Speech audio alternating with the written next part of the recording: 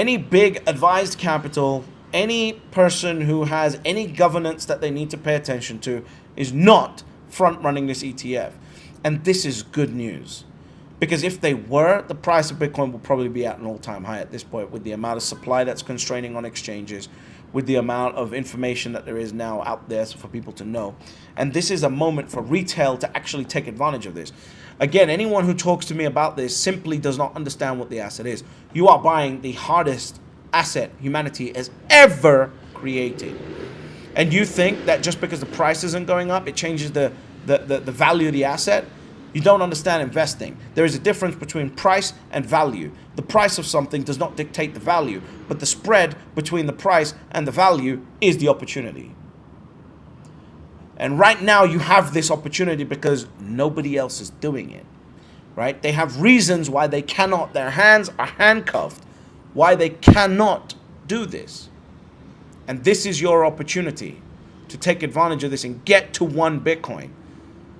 People are not doing it because they're worried too much about the price. They think the price has a reflection on the value, right? But most wealth is created when there is a wide spread between price and value, and that's what we have right now.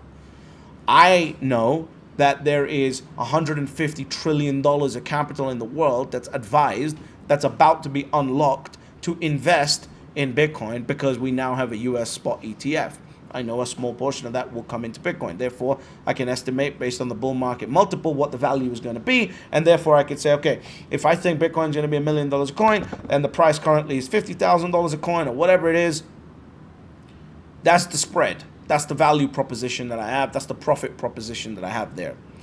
And everyone is fucking it up because you're too worried about price trying to dictate something's value. And it never works like that. The value of something is not dependent on the price of it. That is the opportunity.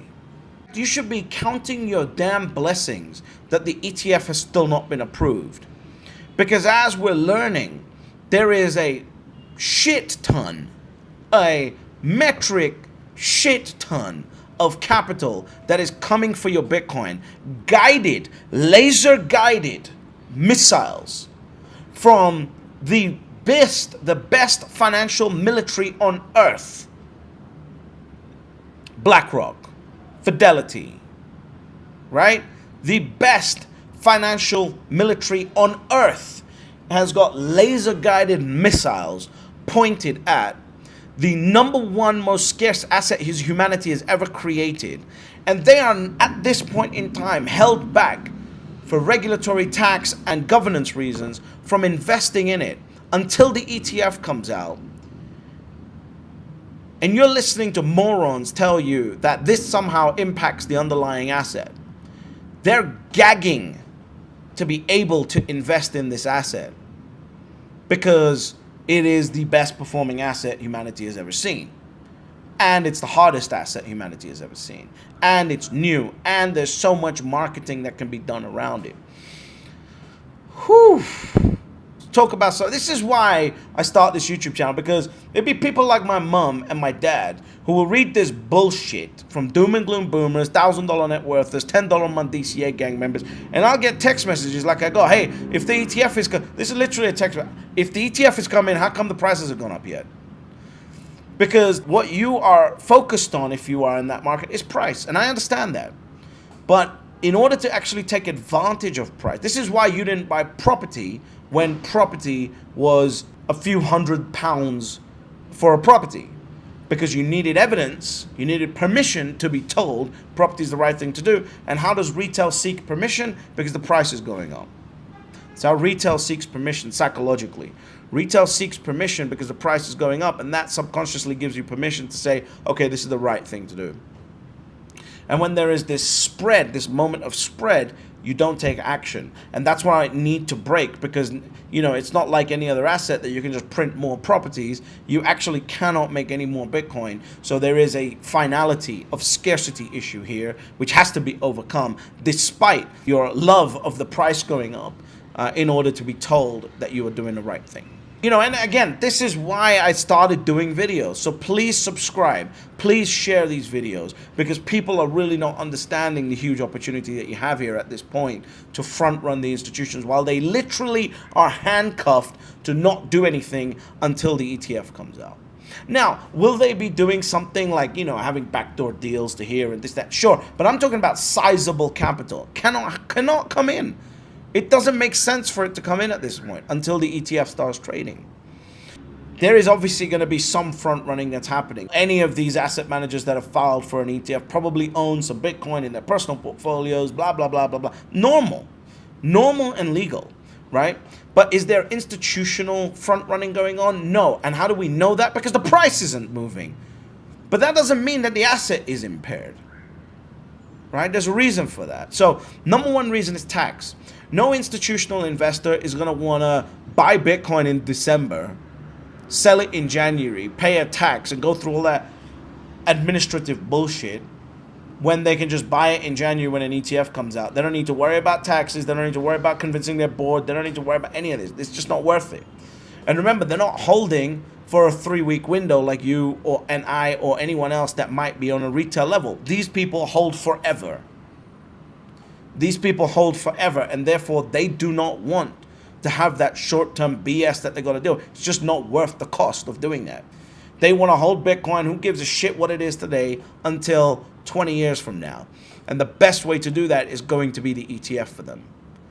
So I don't want to deal with the tax side of it. Plus, I don't know whether it's going to be a cash create or an in-kind ETF. If it's an in-kind ETF, there may be a path for me to take my Bitcoin that I hold, put it into the ETF, and redeem some shares for that ETF. And therefore, I don't pay tax on the sale of my Bitcoin. We don't know what's going to happen. So there's no value in them even getting involved at this point. If I'm going to have a cash creates ETF, I might as well just wait a month, get into the ETF, who gives a shit what the price is, and just hold it for 10 years after that. Number one reason. Regulatory. They have internal rules and governance structures and board members and people to manage risk on what's going on in the portfolio. Do you know how long it would take? Michael Saylor knows this better than anyone, because it took him 6 months to convince his board and get the lawyers in order and get the board in order and, okay, we're going to do this and this, that, and the other. It took him 6 months in order to get MicroStrategy's board ready to actually buy Bitcoin for the first time ever. It's going to take that long. Fuck all of that. I'm just going to wait until the ETF comes out, and then I tell the board, hey, we're going to buy Bitcoin through the ETF. Cool, done, boom, buy. And of course, there's going to be governance structures in place, but it's from December next year, right? FASB rules have changed for accounting on Bitcoin. It's December next year, not now. So you still got to go through the regulatory BS to make sure that this asset, you can hold this legally and you can hold it in a safe way. So corporations cannot front run this thing, right? Institutional investors don't want to front run it, because what's the point when I can just buy the ETF in a month with the way the conversations are going? Plus, you don't think BlackRock and everyone else is calling on their clients saying, hey, this ETF, we're pretty confident it's going to come out in a month. Do you want us to allocate a portion of your capital for the ETF? Sure. Do you really think that advised capital is going to be told, hey, by the way, you should probably go buy some Bitcoin before the ETF comes out? Of course that's not going to happen, because they want that capital to flood into the ETF after it's announced so that they can use that for marketing. So there is literally no incentive for anyone at this point, besides retail, for once in humanity, to actually front run it. And right now, you have the opportunity, because you can actually buy Bitcoin. There are no choke points. You can actually figure out how to own Bitcoin right now, self-custody, by yourself, before the institutional capital comes in. But you're too worried about the price not moving up. When the price does move up, it'll be too late, because the price can go vertical on this thing a lot faster than a lot of people think. Which is why I'm trying to explain to people that these institutions are coming and they're not messing around. They're coming, and they're coming for everything. They're coming, they don't care about you, they don't care about your family, they don't care about your future, they don't care about any of that.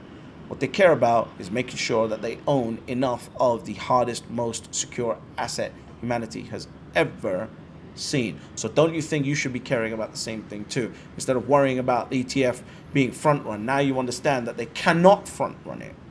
And right now, you have the opportunity, right? The institutions are going to come in and front run Bitcoin to $5 million a coin, right? They're going to come in at whatever the price goes to. Whoever buys on day one, whatever the price goes to in the first week, the first 2 weeks, the first 3 weeks, 4 weeks, whatever, they will know that they are front running the $1 million plus price point. And they're okay with that because institutions don't need to make 50,000 to 1 million. They need to make, you know, a 20% compounded annual growth rate, and they're completely happy with that. So trying to do 50 is going to be amazing for them. They don't need to front run this. No significant capital is going to front run the Bitcoin ETF, and that is your opportunity. Don't get distracted by the $1,000 net worth, the $10 a month DCA gang, the happy hippies, morons. I don't know why every time I think of a moron, like this is the movement I just think of. Do not get distracted by them about the ETF. The underlying asset still has the same amount of value as ever before. Just because the price isn't moving up, understand why it's not moving up and understand what's going to happen once it does start moving, because you are going to fucking miss this if you get distracted. And ultimately, despite all of this, despite whether you get to your on Bitcoin or not, there's still only 3 rules to Bitcoin. Step number 1, you buy Bitcoin. Step number 2, shut the fuck up. And step number 3, you get fabulously wealthy.